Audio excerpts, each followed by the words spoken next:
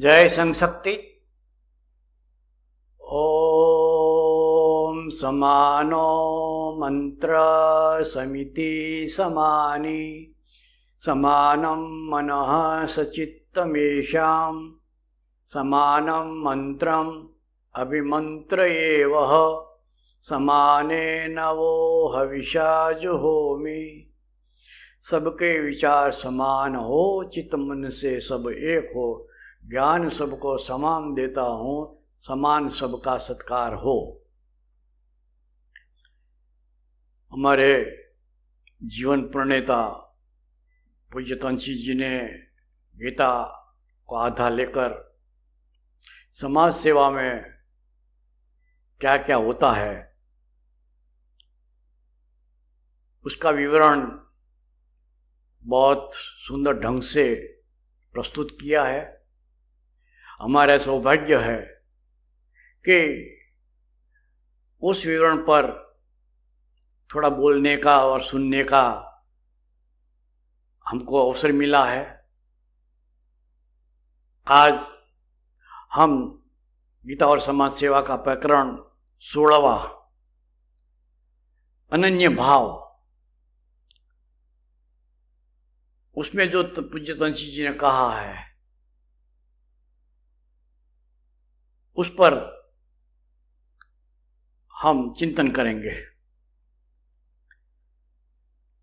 प्रकरण 15, पिछला प्रकरण त्याग और समभाव की पूर्णाहुति में इस प्रकरण के विषय को इंगित करते पूज्य तुलसी जी ने लिखा है कि आज हमें कार्यारंभ से पहले हिचक होती है।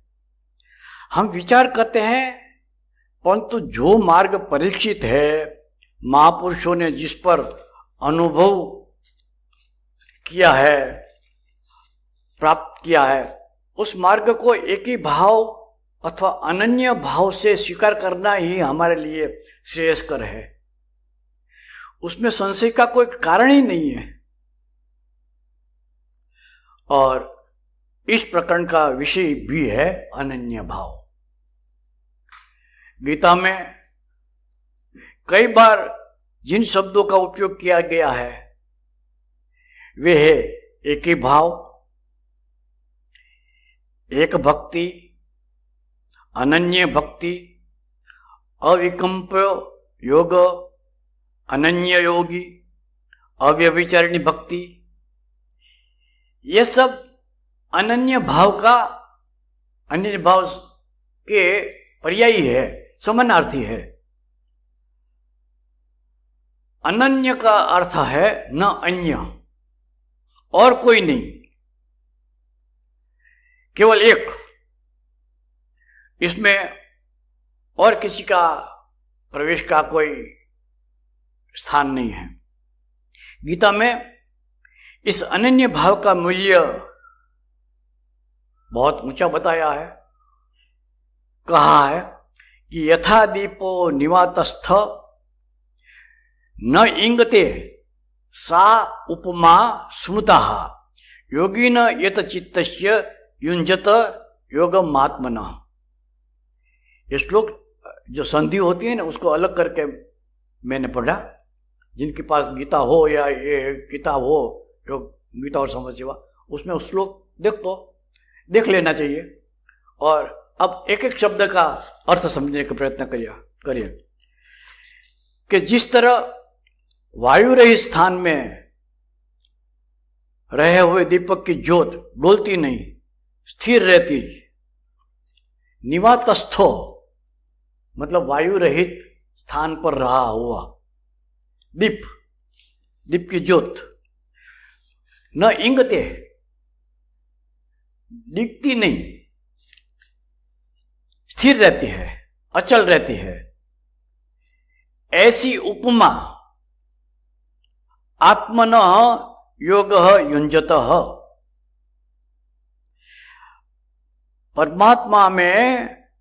परमात्मा के ध्यान में लगे हुए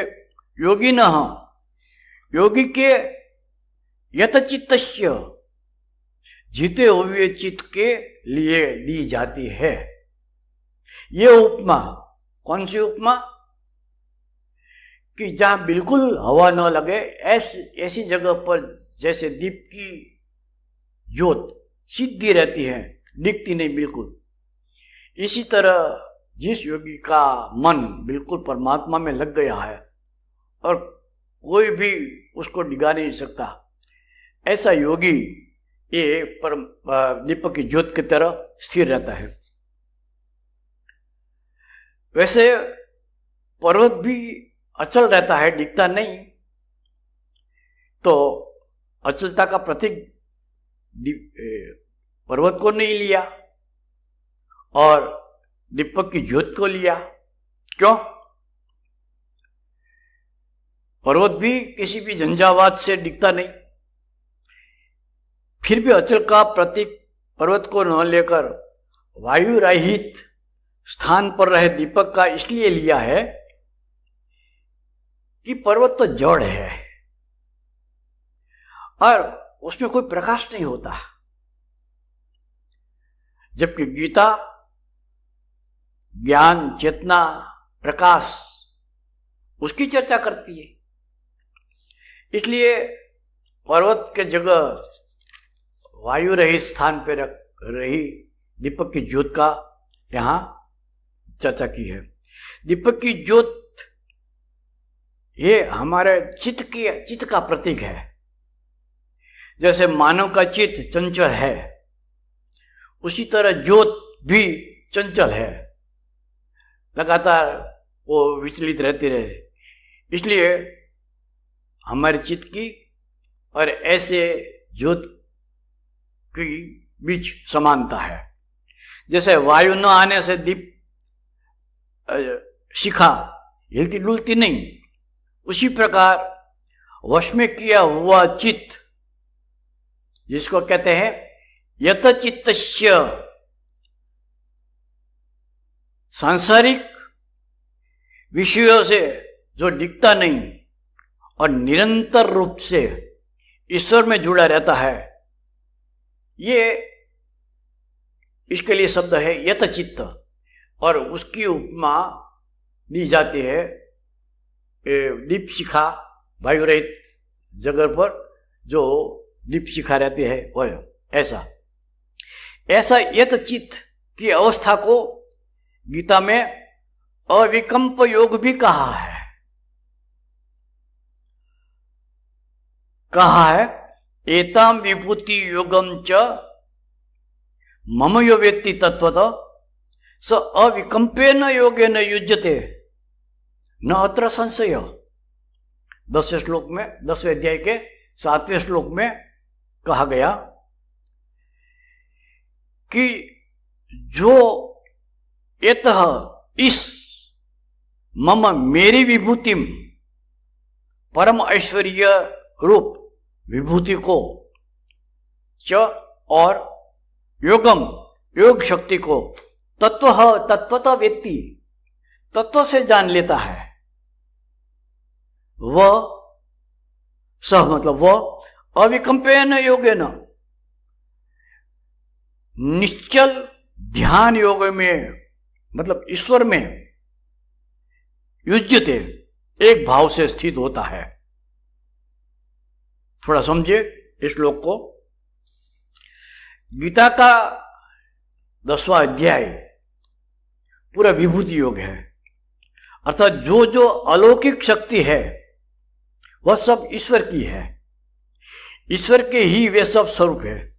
और ऐसे स्वरूप को, विभूति को सभी प्रकार से भगवान की विभूति मानना ही तत्व से जानना है। तत्वतः जो शब्द आया, तो तत्व से जानने का मतलब है जो जो श्रेष्ठ चीज है जगत में वो सब ईश्वर की ही विभूति है। चित्त की इस स्थिति का अर्थ है चित्त की समस्त प्रवृत्तियों को समेटकर एक केंद्र में केंद्रित कर देना। हमारा मन है, या चित्त और मन दोनों एक ही समझना, वो भटकता रहता है, कभी इधर कभी उधर। स्थिर रहता ही नहीं। तो मन की शक्ति तो अपार है, इसकी कोई सीमा ही नहीं। मन क्या नहीं कर सकता।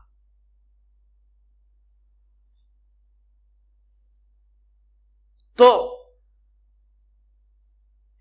मगर ये शक्ति बिखरी रहती है, और यदि उसको केंद्रित की जाए तो क्या होता है। एक उदाहरण दिया जाता है कि वैसे सूर्य की किरण हमको कुछ हानि नहीं करती। हम घूमते हैं ना ताप में, सूर्य के प्रकाश में घूमते हैं, सूर्य की किरण हम पर पड़ती है, उससे कुछ नहीं होता। पर आतिश शीशा जानते हैं क्या होता है? इसको बिल्लोर कांच कहते हैं। उस कांच के सहारे उन सूर्य किरणों को किसी कागज पर एकत्रित हुए सब किरण को डालो, कागज जल जाएगा। और यदि वो एकत्रित हुए किरण चमड़ी पर पड़ जाए तो फुल्ला हो जाएगा। तो इसी तरह हमारा अद्भुत शक्तिमान मन, इसके विचार लगातार चारों ओर फैले हुए रहते हैं, कोई प्रभाव नहीं पड़ता, उसका कोई प्रभाव नहीं पड़ता। उससे मन की शक्ति बिखरी रहती है, मनोवांछित फल प्राप्त नहीं होता। एक कहावत है ना, अंग्रेजी कहावत है, रोलिंग स्टोन गेदर्स नो मोर। एक पत्थर है, घूमता रहता है, तो लुढ़कता रहता है, वो कुछ पाप नहीं प्राप्त कर सकेगा। मगर स्थिर होकर उसको पत्थर में, उस पत्थर को मकान में भी रख सकते हैं। कोई शिल्पी अच्छी मूर्ति बना सकता है, मगर कब? जब वो पत्थर स्थिर हो जाए तो हमारी शक्ति तो बहुत है, मगर बिखरी हुई शक्ति वो कामयाब नहीं होती। पूज्य तंशी जी उदाहरण देते हैं कि हमारे समाज में ऐसे कई लोग होते हैं, है तो बहुत शक्तिमान, मगर ऐसे लोग कई संस्थाओं से जुड़े रहते हैं, किसी में प्रमुख बन जाते हैं, किसी में सेक्रेटरी सचिव बन जाते हैं, किसी का कोषाध्यक्ष बन जाते हैं, किसी का संगठन के कार्य में लग जाते हैं। ऐसा व्यक्ति क्या कर पाएगा? शक्ति बिखरी रहती है, और किसी भी संस्था में वह न तो पूरा समय दे सकता है, न पूरी शक्ति से काम कर सकता है। अतः ऐसी संस्थाएं सदा कमजोर रहती है, उसका संचालन भी कम सुचारू रूप से नहीं होता। यदि ऐसा सक्षम व्यक्ति किसी एक ही संस्था में लग जाए, उससे ही जुड़ा रहे, तो संस्था का इच्छित विकास हो सकता है, वो संस्था उपयोगी बनती है, और वो हमारे लिए कल्याणकारी होती है। इसी तरह जिस किसी ने समाज जागरण को ध्येय बनाया है, आपने बनाया है, तो ये बात आपके लिए है, मेरे लिए है। तो हमें चाहिए कि और सभी प्रवृत्तियां छोड़ दें। गीता में श्री कृष्ण भगवान ने कहा है, सर्वधर्मान परित्यज्य सारी लफड़ेबाजी छोड़ दो और अनन्य भाव से, जो अनन्य भाव इस प्रकरण का शीर्षक है, उसमें अनन्य भाव से अपने ध्येय के सिद्धि में लगा रहे। ये केंद्रित हुई शक्ति चमत्कार कर सकती है, सूर्य के किरण जला सकती है, आग लगा सकती है। वैसे हमको कुछ नहीं करते, मगर केंद्रित हुई शक्ति। तो समाज को वैसी शक्ति चाहिए, ऐसी शक्ति ही पथ प्रदर्शन कर सकती है। इसलिए हम सदा एक ही ध्येय, कौन सा ध्येय? समाज की सेवा का, समाज जागरण का। एक ही ध्वज, मतलब हमारा पूज्य केसरिया ध्वज, एक ही सूत्र, संघ शक्ति कलौ युगे, एक ही नेता। और कौन हो सकता है हमारे पूज्य तंसी जी के अलावा? हमारा संघ प्रमुख श्री। एक ही मार्ग, श्री क्षत्रियोग संघ, और एक ही रीति। मैं अपनी रीति संघ का काम करूं, आप अपनी रीति से संघ का काम कर, नहीं चलेगा। एक ही रीति, एक ही मार्ग, तो अद्भुत परिणाम आ सकता है और आया है। आज पूरे भारत में और विदेशों में भी क्षत्रियोग संघ का काम चल रहा है। श्री कृष्ण कहते हैं, मेरे कई भक्त हैं, वो मुझे बसते हैं। भक्त ही बजेगा ना, जिसको भगवान से साथ कोई लेना देना, भक्ति से कोई लेना देना है, वो भगवान क्यों बजेगा? ऐसे भक्त भी कई प्रकार के होते हैं, बसते हैं भगवान को, मगर ध्येय अलग अलग होता है। तो श्री कृष्ण ने ऐसे भक्तों का 4 प्रकार बताया। श्री कृष्ण कहते हैं, चतुर्विधा भजन्ते माम, मुझे 4 प्रकार से भजते हैं। कौन? जनाः, लोग। और वो लोग कैसे? सुकृति न, जिन्होंने सत्कार्य किया है, ऐसे लोग मुझे 4 प्रकार से भजते हैं। वो 4 प्रकार कौन सा है? एक, आर्त।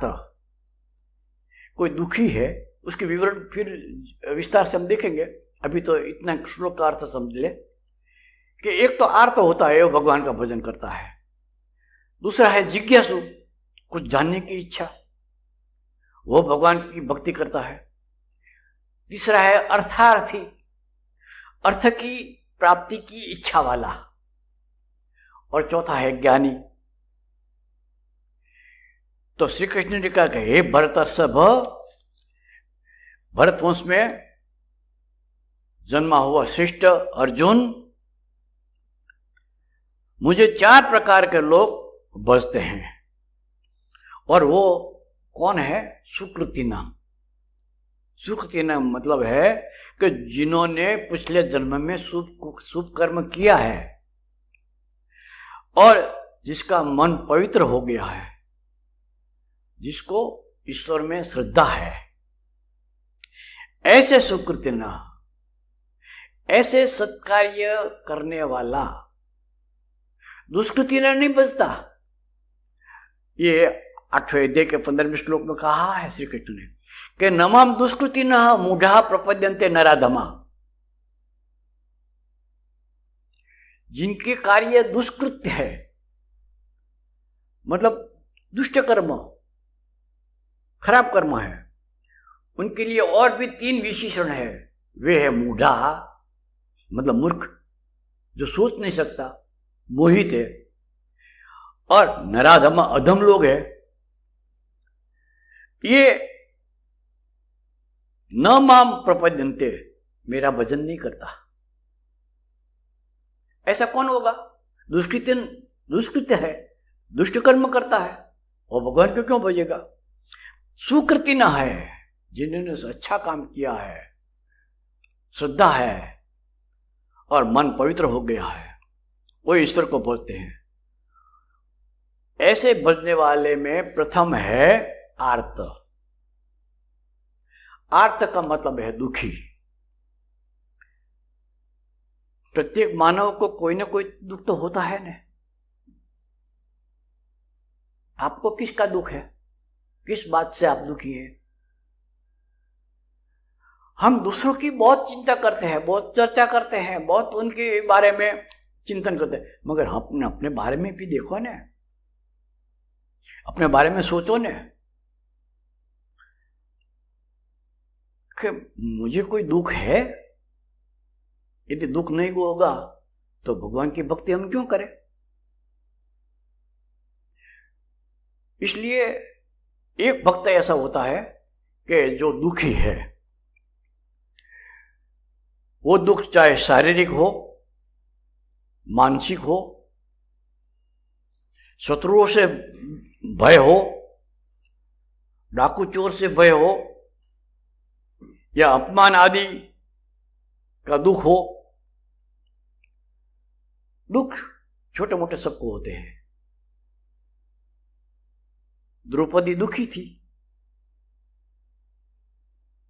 वस्त्राहरण हो रहे थे, श्री कृष्ण कोई हृदय से पुकारा तो वो आर्त थी, दुखी थी, भगवान आ गए, भगवान का भजन किया। दूसरा भक्त जो भगवान को भजते हैं वो है जिज्ञासु। सांसारिक सुख की उपेक्षा करके, रोग संकट संघर्ष आदि की परवाह किए बिना जो एकमात्र परमात्मा को जानने की चाह रखता है कि यह है कौन, जो सारे विश्व की रचना करते हैं, सारे विश्व की व्यवस्था करते हैं और नियमन भी करते हैं कि जो निकम्मा हो गया निकालो, उठा लो संसार से। ये है कौन सी शक्ति है उसको जानने की जिसको वो चाह है, वो है जिज्ञासु। तीसरा है अर्थार्थी, मतलब जिस सुकृतिक भक्त, सत्कार्य करने वाला भक्त, परिवार, धन, मान, बड़ाई, प्रतिष्ठा और स्वर्ग की भी कामना, और इसके लिए और किसी के पास न जाकर केवल ईश्वर से मांगता है, वो है अर्थार्थी भक्त। तो सब कुछ देने वाले ईश्वर को भजने के बजाय हम किस के पास जाते हैं? कोई देवी के पास जाता है, कोई उधर की जाता है, कोई उधर जाता है, कोई उस ईश्वर का स्वरूप, कोई गणपति को पूछता है, कोई हनुमान जी को पूछता है, कोई उधर और कोई किसी को पूछता है। अरे परमेश्वर जो अंदर बैठे है उसके पास जाओ ना। ऐसा अर्थार्थी। और चौथा है भक्त, वो ज्ञानी। ज्ञानी भक्त का अर्थ है ऐसा भक्त जो परमात्मा मय बन गया है और उसको और कोई चाह है ही नहीं। योगेश्वर श्री कृष्ण कहते हैं ऐसे चार भक्तों में ज्ञानी भक्त होता है ना, वो मुझे बहुत प्रिय है।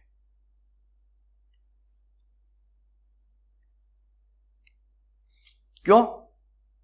श्री कृष्ण ने कहा तेषां ज्ञानी नित्य युक्त एक भक्ति विशिष्यते प्रिय ही ज्ञानी न अत्यर्थम अहम सच मम प्रिय। 7वें अध्याय के 17वां श्लोक। तेषां, इन चारों में, जो चार है, आर्त, जिज्ञासु, अर्थार्थी और ज्ञानी, इन चारों में जो नित्य युक्त होता है, मतलब सदा एक ही भाव से मुझसे जुड़ा रहता है, एक भक्ति, जो केवल एक परमेश्वर की भक्ति करने वाला, जिसको अनन्य भाव युक्त का कह सकते हैं हम, और ज्ञानी है। ऐसा ज्ञानी विशिष्यते श्रेष्ठ है। क्यों श्रेष्ठ है? क्यों ईश्वर को प्रिय है? क्योंकि मुझको परमात्मा को तत्व से जानने वाला वो होता है। ऐसा ज्ञानी न, ऐसे ज्ञानी को अहम, मैं अत्यर्थम, अत्यंत प्रिय हूं। मेरे भक्तों में जो ज्ञानी है, उस ज्ञानी को मैं बहुत प्रिय होता हूं। अच्छा, भगवान तो ऐसे भक्तों को प्रिय होता है, मगर श्री कृष्ण ने बहुत बड़ी बात कर दी कि और ऐसा ज्ञानी मुझे बहुत प्रिय है, मम प्रिय, मुझे प्रिय होता है। कितनी अच्छी बात। ज्ञानी को भगवान तो प्रिय लगते हैं, और ऐसा ज्ञानी भगवान को भी प्रिय लगता है। तो संक्षेप में ज्ञानी भक्त को भगवान प्रिय है और भगवान को ज्ञानी भक्त प्रिय है। यहां यह भी स्पष्ट कर लें कि ज्ञानी का मतलब आत्मज्ञानी,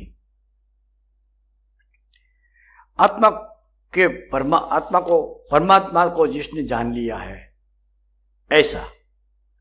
यह भी जान ले कि ऐसा ज्ञानी, श्री कृष्ण ने 7वें अध्याय के 19वें श्लोक में कहा, बहुनाम जन्मनाम अन्ते ज्ञानवान मान प्रपद्यन्ते। बहुत जन्मों के बाद बाजार में कहीं इधर उधर नहीं मिलेगा। बहुनाम जन्मनाम अन्ते, बहुत जन्मों की साधना करता करता करता करता इस जन्म में ऐसी स्थिति पे आ गया जो ज्ञानवान है,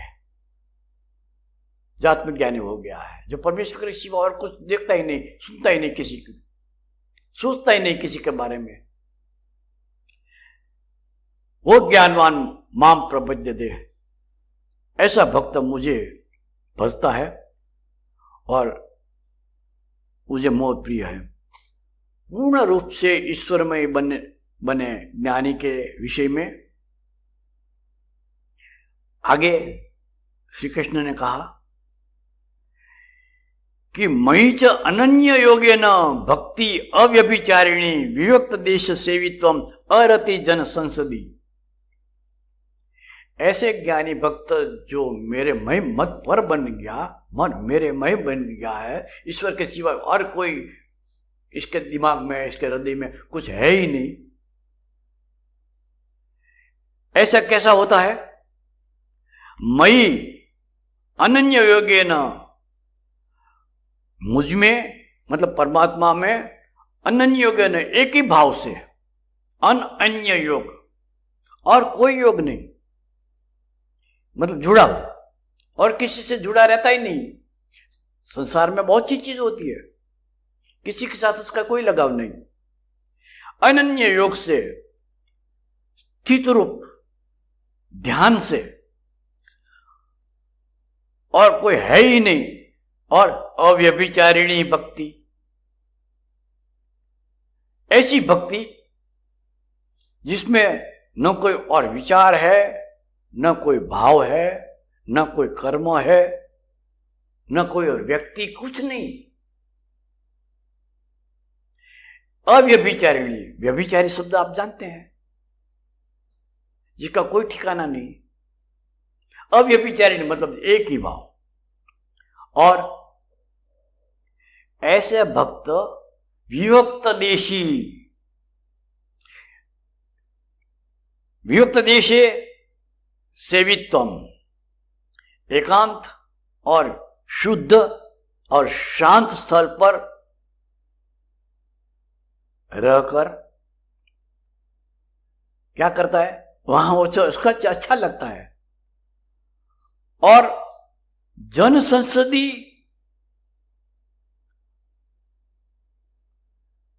जो लोक समूह है, जन संसदी, संसद मतलब समूह, और जनसदी अरति, इसमें कोई रति नहीं, मतलब कोई चाह नहीं।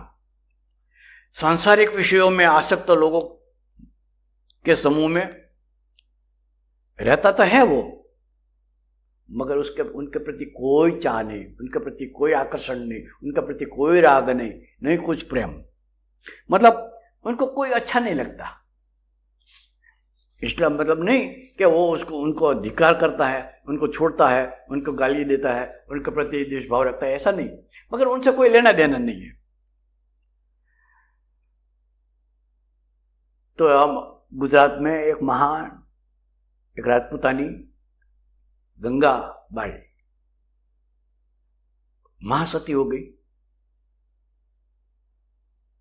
गांव वाले की लड़की थी, गांव में शादी हुई थी, एक छोटा गांव से दूसरा गांव, मगर पूर्व जन्म के संस्कार लेकर आई थी, अनपढ़ थी।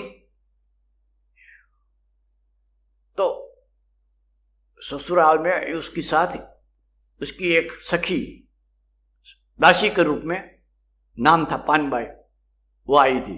तो पानबाई को उद्देश्य करके गंगा सती ने जो भजन गाए हैं, अद्भुत भजन, अनपढ़ थी पर आज लोग गंगा सती के भजन पर पीएचडी कर रहे हैं। ऐसे भजनों में से एक पंक्ति है कि मेले मंडप पानबाई अधूरे हैं कि है निशानी। जो अधूरा है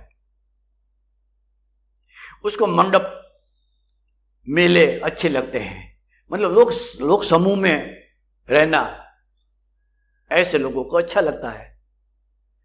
मगर जो मेरे भक्त परायण बन गया, जन संसदी अरति, उनको जन समूह में कोई प्रेम नहीं, कोई राग नहीं। तो और क्या करता है? तो आगे लिखा है 16 अध्याय के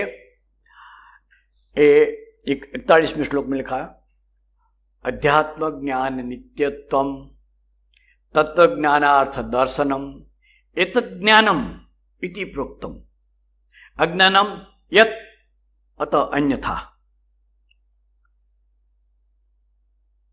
अध्यात्म ज्ञान नित्यत्वम, अध्यात्म ज्ञान में नित्य स्थिति,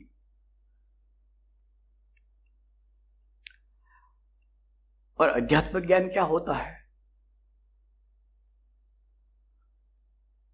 8वें अध्याय में श्री कृष्ण ने बताया, स्वभाव अध्यात्म उच्यते, अपने भाव में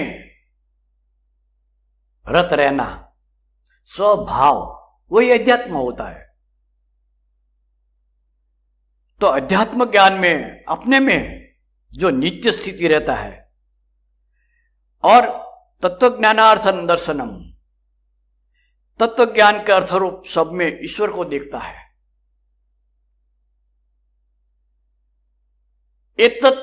ये सब ज्ञान है। तो ज्ञान की परिभाषा समझ ली, अध्यात्म जो भाव है वो ज्ञान है, और तत्व ज्ञानार्थम दर्शनम मतलब एक ही तत्व का दर्शन सभी में करना, यही है ज्ञान। और यत् जो अतः अन्यथा, इससे जो विपरीत होता है, अलग होता, भिन्न होता है, अज्ञानम इति प्रोक्तम, वो अज्ञान है ऐसा कहा गया है। अब इस श्लोक से हमारी भी तुलना करो ना कि क्या हम अध्यात्म ज्ञानी हैं, मतलब अपने से जुड़े रहते हैं और स्व से जुड़े रहते हैं। मतलब स्व कौन होता है? परमात्मा, चिदानंद रूप शिवोहम शिवोहम। मैं स्वयं शिव रूप हूं, चिदानंद रूप हूं। तो ये जो स्वभाव है वही अध्यात्म। तो हमें ऐसे उपदेश से, श्री कृष्ण के संदेश से कुछ तो हमको बदलना चाहिए ना। गीता सुन ली, गीता पढ़ ली, गीता पर थोड़ा चिंतन भी किया। पूज्य तुलसी जी ने गीता में जो बात, गीता के आधार पर समाज के लिए जो कुछ किया, सब कुछ सुन लिया, चिंतन भी किया, बात भी की, मगर जीवन ऐसा है यदि है तो जो कुछ किया कोई अर्थहीन है। तो इस प्रकरण का शीर्षक जो अनन्य भाव है, और यहां अनन्य भाव के लिए दो शब्द आए, अनन्य योग और अव्यभिचारिणी भक्ति। वो अनन्य भाव के ही पर्याय है। तीनों का अर्थ है अनन्य भाव का, अनन्य योग का, अव्यभिचारिणी भक्ति का। मतलब एक ही परमात्मा की भक्ति, एक ही परमात्मा से जुड़ जाना। ऐसी भक्ति करने वाला भक्त सदा एकांत, शांत व पवित्र फल रहना पसंद करेगा। वो भीड़ भड़ाके से दूर रहता है। सामान्यतया घर में या गांव में जब बहुत लोगों की हलचल रहती है, वहां भक्त का मन परमात्मा में स्थिर नहीं रहता। लोगों की चहल पहल, आवाज उसको परमात्मा के ध्यान में बाधा बनती है। और जिस वातावरण में रहता है आदमी, उसका रंग तो लगता है नहीं, तो मन विचलित होने की संभावना बहुत रहती है। तो क्या करें, क्या किया जाए? इसके बारे में आगे पूज्य तुलसी जी क्या कहते हैं, ये अगले कार्यक्रम में देखेंगे। अभी तो यहां हम रुकते हैं। संरक्ष। ओम शौर्यं तेजो धृतिर्दाक्ष्यं युद्धे चाप्य पलायनम दानमीश्वर भावश्च क्षात्रं कर्म स्वभावजम्। ओम शांति शांति शांति। जय संशक्ति।